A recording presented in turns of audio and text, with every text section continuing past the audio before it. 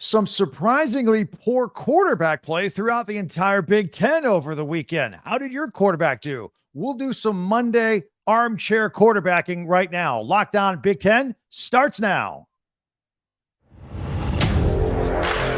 You are Locked On Big Ten, your daily podcast on the Big Ten Conference. Part of the Locked On Podcast Network, your team every day.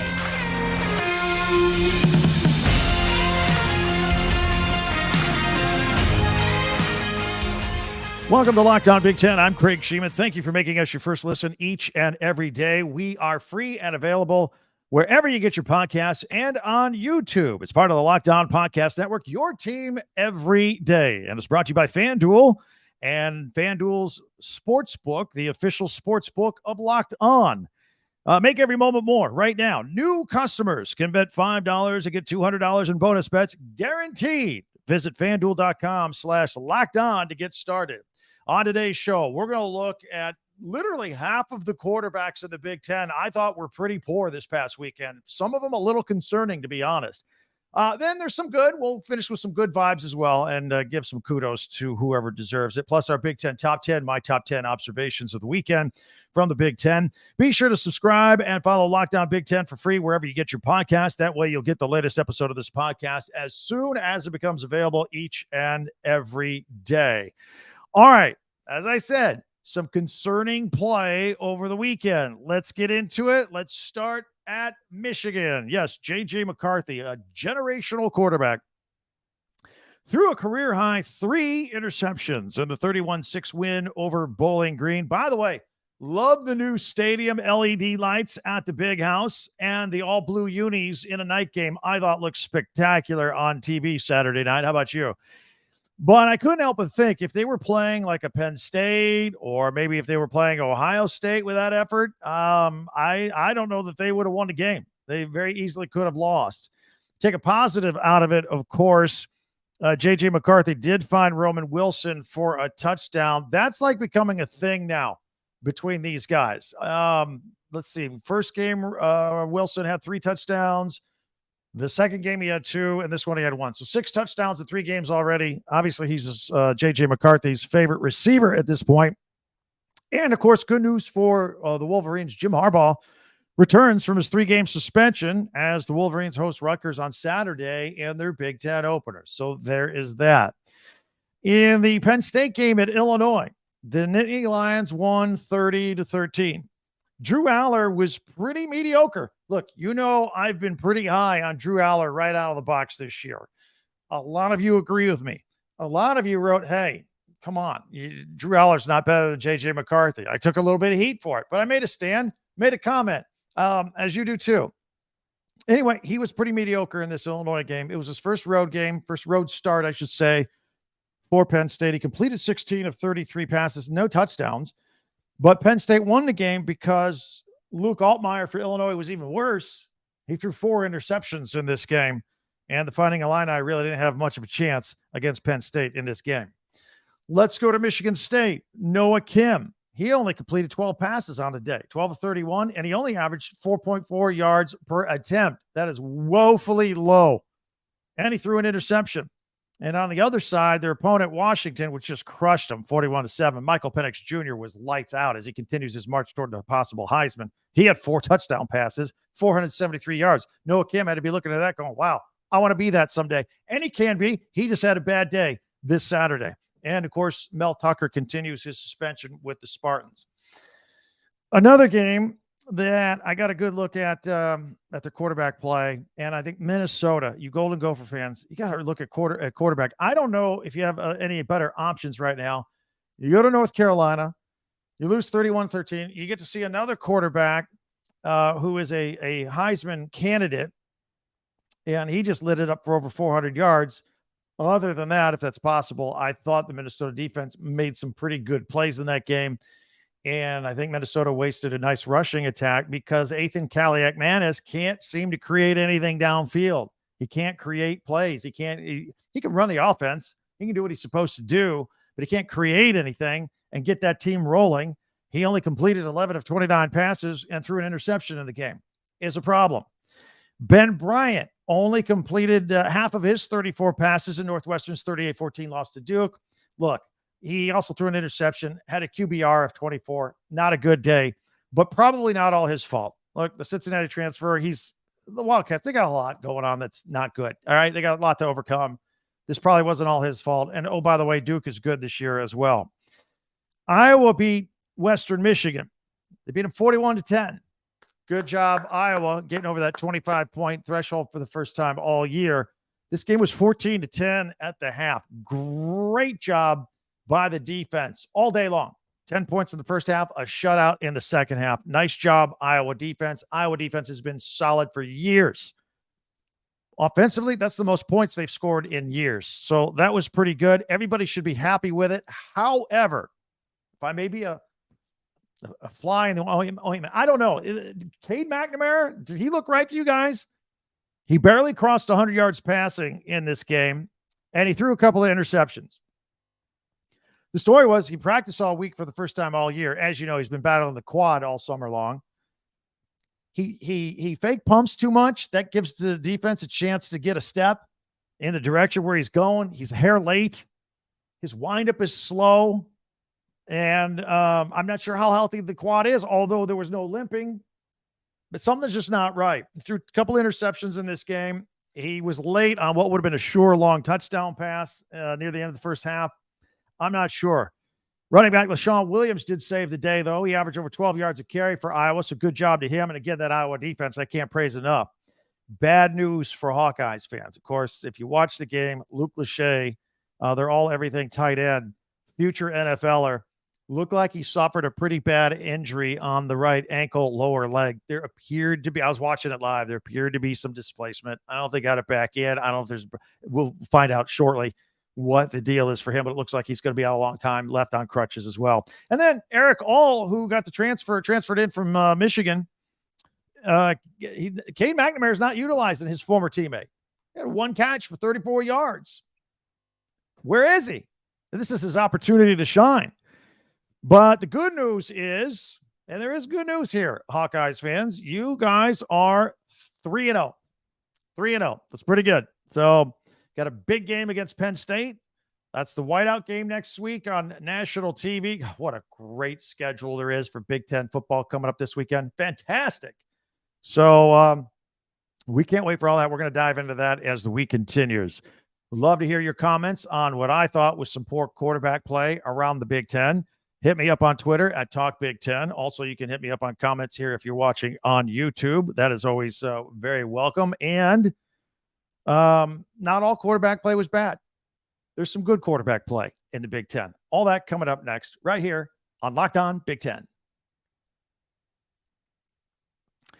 But I want to tell you about BetterHelp. Okay, if you've benefited from therapy, this is something you can look into if you want to try something different, or if you've never done it before. This is your chance to jump in. There's something called BetterHelp. Give them a try. They're entirely online. They're designed to be convenient. They're flexible. They're suited for your schedule. You just fill out a brief questionnaire, and you get matched with a licensed therapist. And look, it's a stranger, somebody you've never met before. If it doesn't work out, you can switch therapists, no extra cost. And you can do it anytime. Here's where you can check it out. So let therapy be your map to making everything better in your life, whether you're needing help for career decisions, relationships, anything else. Therapy helps you stay connected to what you really want while navigating your life so you can move forward with confidence and excitement. So here's what you can do.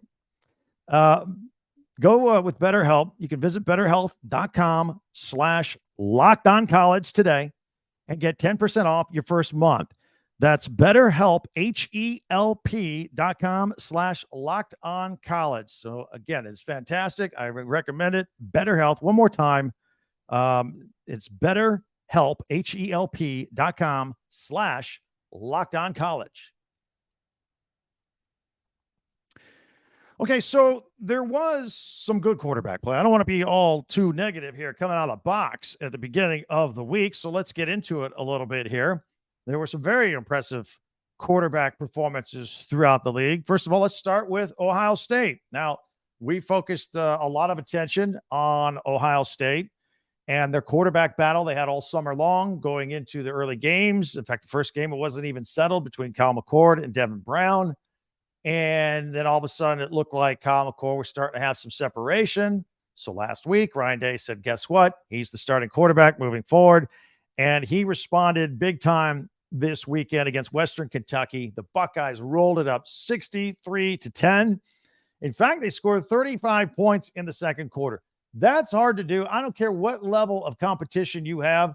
35 points in a quarter is amazing. Kyle McCord only had 4 incomplete passes on the entire day. He threw 3 touchdown passes, including a 75-yarder to Marvin Harrison Jr.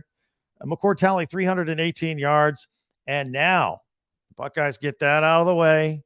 Now they can focus on this big game, week 4, this weekend with playoff implications. We're going to be talking about this all week. The Buckeyes and the Notre Dame Fighting Irish. As soon as the schedules came out, everybody circled this one. This is must-see TV. And then at Camp Randall, interesting game that I watched with the Badgers as they beat Georgia Southern 35-14. Remarkably, this game was tied at 7 at the half. And even more remarkably, Wisconsin picked off Georgia Southern quarterback Davis Brin 3 times in the first half, and yet still only had a 7-7 tie. I was flummoxed. I really was. And they ended up intercepting a couple more times too. 5 interceptions on the day. Badger defense kept them in it, and then finally the offense seemed to wake up in the second half. Now, still no air attack at Wisconsin at Camp Randall. It's not. We're probably going to stop calling it that because that's not what they do. That's not who they are. Tanner Mordecai, I would say he managed a nice game. He did. 19-30 through the air, 236 yards. Didn't throw for any touchdowns, but he made a few nifty runs, kept some drives going, had a couple of touchdown runs. So, I mean, he's moving the offense. Braylon Allen, 12 carries, 94 yards. That's about 8 yards a crack. That's pretty good. That's kind of old style Wisconsin, what they do, no matter what you want to call it. And he had a couple of touchdowns. Overall, though, I thought a very nice win for the Badgers and a nice bounce back from last week's loss at Washington State. So they'll take it. That's good. Purdue, they lost to Syracuse 35-20. But you know what? Hudson Card, he managed to throw for 323 yards. He had a touchdown. He also had an interception. There's some ability here. There's some ability here for Hudson Card. And the Boilermakers really need to start shoring up that Ryan Walters defense, which is what he was brought in to do, among other things, coming from Illinois as their defensive coordinator. So that's his specialty. They've given up a lot of points at Purdue this year. If they can get the defense rolling, Hudson Card has the arm. They got a nice running back there, so they can put together an offense. Meanwhile, and Purdue and Wisconsin are coming up too. The 2 air raids. We'll see how they do against each other. Another quarterback I wanted to point out was Indiana quarterback Taven Jackson. He absolutely, from splitting time in the first game and finally working his way through the second game, he was named the starter, and he's really starting to put it together. He's the transfer from Tennessee, brother of Trace Jackson Davis. You all know the story there. And they lost to Louisville. They played at Lucas Oil Stadium in Indianapolis. They lost 21-14, but that game was 21-0. And Indiana had a chance late to try and tie that up. Jackson threw for 299 yards with a touchdown and a pick. And he made a couple of nice deep throws as well. So he's that first week when he came in against Ohio State, everything was very narrow, tunnel vision, short, but he's starting to see the field a lot better, and he's coming along, improving each and every week. So I thought I'd give him a shout out there. Rutgers improved to 3-0, solid win against Virginia Tech. Kyle Manangai, he ran for 143 yards and 3 touchdowns, worth mentioning there. Rutgers quarterback, though, Gavin Wimsett, didn't put up a lot of huge numbers, but he's running this offense. They got just a powerful line. He only threw for 46 yards in this game, but he did throw a touchdown pass, and he rushed for another 87 yards and another touchdown in their win over Virginia Tech. It's not the same style as what Nebraska's running, but quarterback-wise, kind of is similar in some ways. And by the way, speaking of the Huskers, this is a situation to keep your eye on if you want to follow the quarterback situation. Jeff Sims, the Georgia Tech transfer, came in. This was his offense. He had 6 turnovers in the first 2 games And then he got hurt. Remember, his ankle got rolled in the Colorado game. And he's still hurt. So he didn't play this weekend. And Heinrich Haarberg, he came in. And they won 35-11 over Northern Illinois. Now, Northern Illinois is not of the same competition as Colorado and, of course, Minnesota, who they opened the season with. But he was very efficient. He threw a couple of touchdown passes. He rushed for another and rushed for 98 yards. Matt Rule said, if Sims had been healthy, Sims would have still been the starter. I'm not so sure about that. I'm not so sure that that's the way to go based on what I've seen. But you Husker fans, I'd love to hear from you. I've seen a lot of stuff on social media. Feel free to hit me up at Talk Big Ten on Twitter or here and on YouTube if you're watching. But keep an eye on this quarterback situation with the Huskers. I think it is something, it is a story that is developing for you Husker fans, okay? And I know it was all the way back on Friday, but let's not forget Maryland's Talia Tagovailoa, who threw for 342 yards and a touchdown on the Terps' 42-14 win over Virginia. By the way, second week in a row, Mike Loxley's team has fallen down 14-0 to start the game. If we can figure out at Maryland how to get quicker starts, then it'd be easy, piece of cake. Yeah, another 14-0 hole. They had to come back and storm back and win through that, which they did. Got to give them credit for it. And they're better for it. They ended up winning the game and feeling pretty good about themselves. So, and start the football weekend on a Friday night with Talia Tagovailoa. Go through Sunday night with Tua playing NFL Sunday night game. So the family is getting a lot of airtime lately. I want to take a moment here because coming up in a moment, we got our Big Ten Top 10. From what I saw over the weekend, you can give me your thoughts as well. But I want to thank you for making Locked On Big Ten your first listen each and every day. And since we're well into college football season, Locked On is kind of kicking up our coverage a little bit here. We got Locked On College Football Kickoff. It's live. It's every Friday. It's basically everybody in the Locked On College channels coming together. It's got 3 great hosts. And they go all over the country for updates and previews. It airs live on this channel and all the Locked On College channels, including Locked On Big Ten, 11 a.m. Friday live till 1 p.m. And it's there later if you want to catch it later in a recorded version. But nevertheless, you can catch that every Friday on this channel. You don't want to miss it. All right. And in the meantime, we're this close to 3,500 subscribers. Let's put us over the top. If you haven't done so already, I'm asking you. Go ahead and click on subscribe. It's free. You just click the button and you're good to go. We're good to go. And you can be part of our Big Ten club moving forward. In addition to subscribing, you can share, you can follow, you can like Locked On Big Ten, and we will be forever grateful on all of that.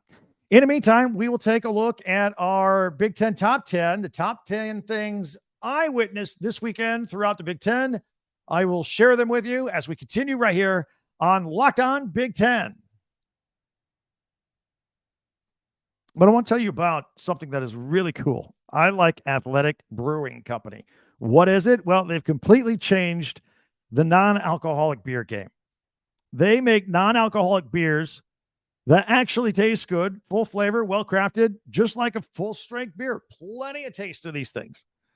Their brews are great tasting and award-winning, and they beat out full-strength beers in global competitions all the time.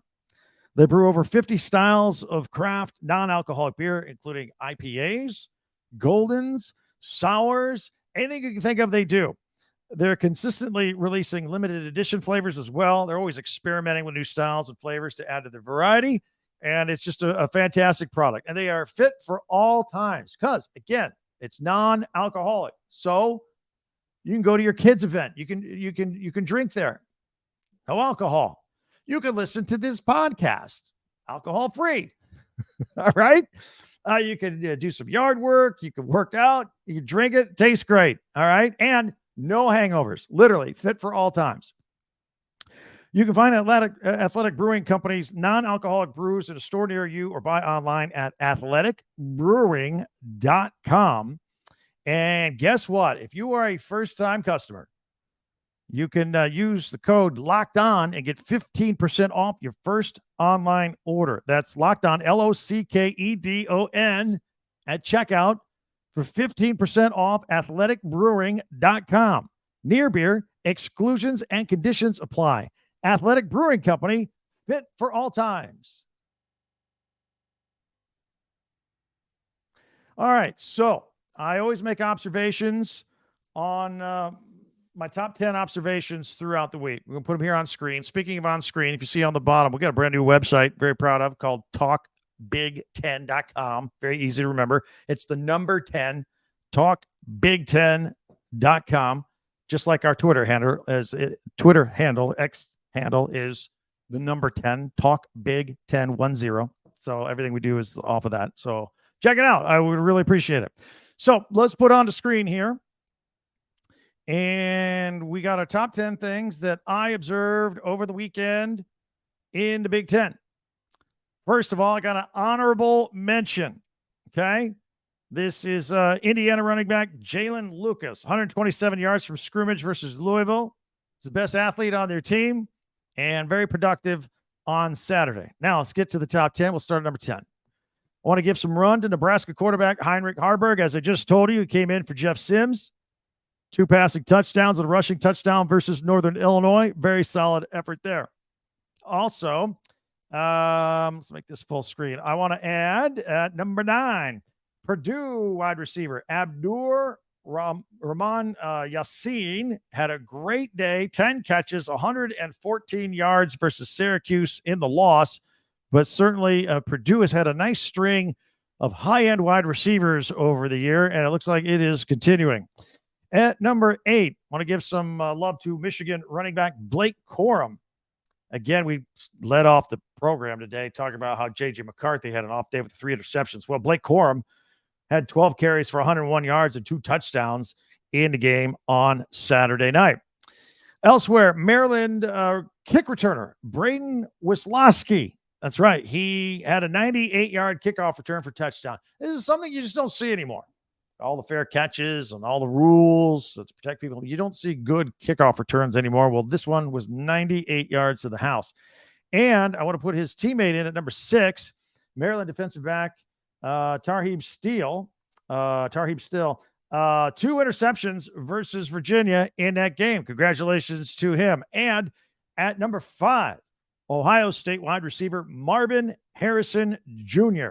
Couple of weeks in a row, he's had some nice games. 5 catches, 126 yards, and a 75-yard touchdown in their game on Saturday. Moving on up on the list at number 4, Rutgers running back Kyle McNamara. He had a great day, 16 carries, 143 yards, and 3 touchdowns versus Virginia Tech. At number 3, we're going to put Iowa running back LaShawn Williams. Hard runner.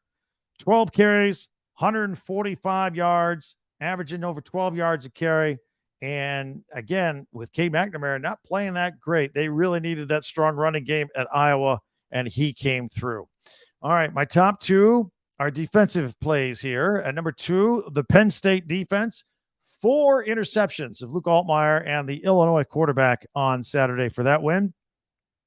And at number 1, the Wisconsin Badger defense. 5 interceptions and 6 sacks. You're going to win almost every game ever if you have 5 interceptions and 6 sacks.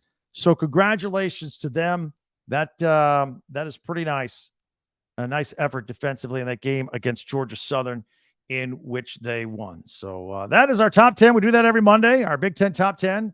Top 10 observations by me. Always like to present that list going into the beginning of the week. I want to thank everybody for making Locked On Big Ten your first listen every day. Our everydayers out there, our next show, going to have a little bit left over from week 3, but we're going to quickly turn and pivot and look ahead to week 4. There's just too many good games coming up. We're very excited about the schedule now that we got a lot of the non-conference games out of the way, and still a few left. Like, for example, Ohio State, Notre Dame, obviously not a conference game, but there are some great games on the schedule, and we're going to dive into those a little bit as well. So please join us along for that ride. And as I've always said, many ways for you to reach out to me. Hit me up at Twitter at TalkBig10. You can follow everything we do. We always post this show on Twitter as well, if that's an easy way for you to consume it as well. Our new website, TalkBig10, the number 10.com, TalkBig10.com. We put these shows there too. And also, you can hit me up here on YouTube with the comments below, and I get to those and just mow through them. There's so many. Thank you. I always appreciate it. Most of them are nice. Not all of them. Most of them. Always appreciate it. Be sure to subscribe and follow this podcast right now on your favorite podcast app, and you'll get the latest episode of Locked On Big Ten as soon as it becomes available each and every day. We don't want you to miss. Now we invite you to check out the Locked On Sports Today podcast for the latest on everything else going on in sports. Have yourself a great day, and as always, thank you so much for joining us. Can't wait to talk to you again. I'm Craig Sheeman for Locked On Big Ten.